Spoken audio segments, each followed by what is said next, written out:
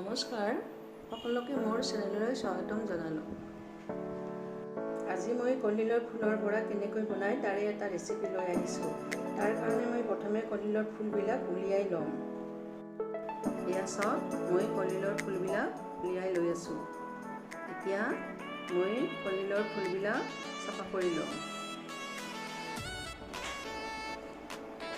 এতিয়া মই কলডিলৰ ফুলবিলাক চাফা কৰি ল'ম।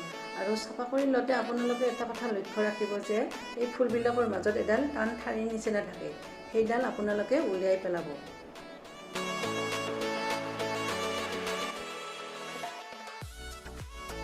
এতিয়া মই আটাইবিলাক ফুল পৰিষ্কাৰ কৰি ল'ম, তাৰপিছত পানীৰে ধুই ল'লোঁ।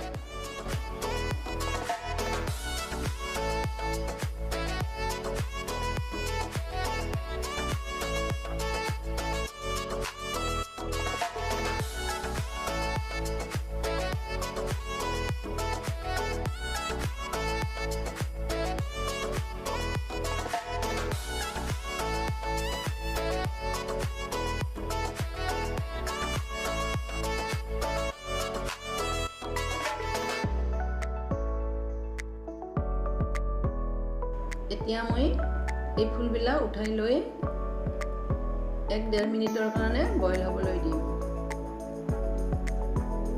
এখন কেৰাহীত মই পানী দি তাত অকণমান নিমখ দিলোঁ, দি এইখিনি অকণমান টাইমৰ কাৰণে বইল হ'বলৈ দিলোঁ।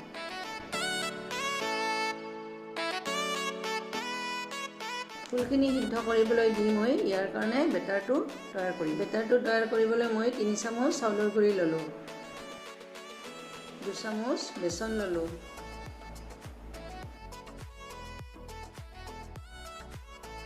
আধা চামুচ মই এতিয়া নিমখ ল'লোঁ,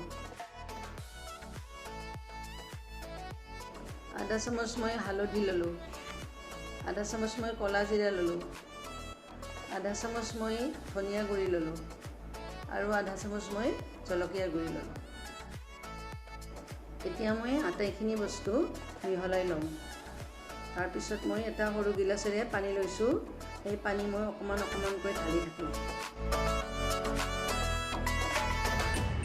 চাওক আপোনালোকে, বেটাৰটোত মই আকৌ অকণমান পানী দিলোঁ।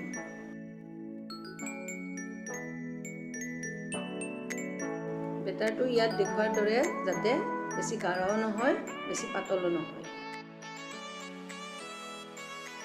এতিয়া মোৰ বেটাৰটো তৈয়াৰ হৈ গ'ল। এতিয়া মই সিদ্ধ হ'বলৈ দিয়া ফুলবিলাক পানীৰ পৰা উঠাই ল'ম।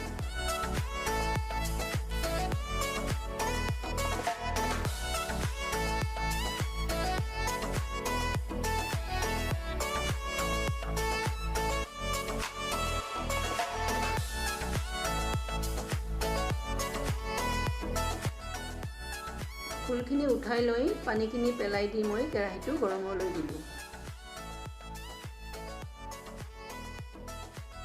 কেৰাহীটো গৰম হোৱাৰ পিছত মই সৰহকৈ ইয়াত সৰিয়হৰ তেল দিলোঁ। আপোনালোকে ইচ্ছা কৰিলে ইয়াত ৰিফাইন তেলো ইউজ কৰিব পাৰে। এতিয়া মই কলফুলবিলাক বেটাৰটোত জুবুৰিয়াই ফ্ৰাই পেনত দি দিম। মই গেছৰ ফ্লেমটো মিডিয়ামত ৰাখি এই ফুলবিলাক ফ্ৰাই কৰিম।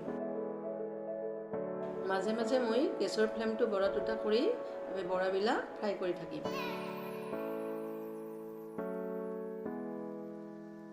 গেছৰ ফ্লেমটো মই হাইত নাৰাখোঁ, এইকাৰণে যে এইখিনি জ্বলি যাব পাৰে আৰু ক্ৰাঞ্চি নহ'ব। সেইকাৰণে মই গেছৰ ফ্লেমটো মিডিয়ামত ৰাখি এইখিনি ফ্ৰাই কৰি থাকিম।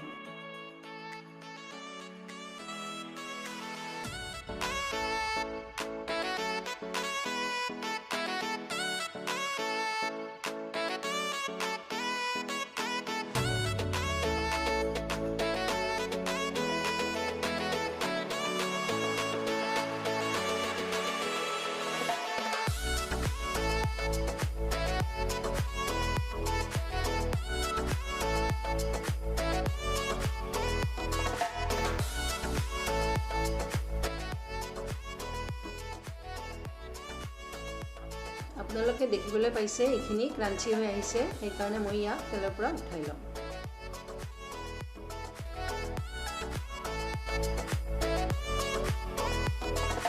কুকিং কৰাৰ পিছত মই এইখিনিত অকণমান চাট মছলা ছটিয়াই দিছোঁ। আপোনালোকে ইয়াক ভাত বা চাহৰ লগত পৰিৱেশন কৰিব পাৰে।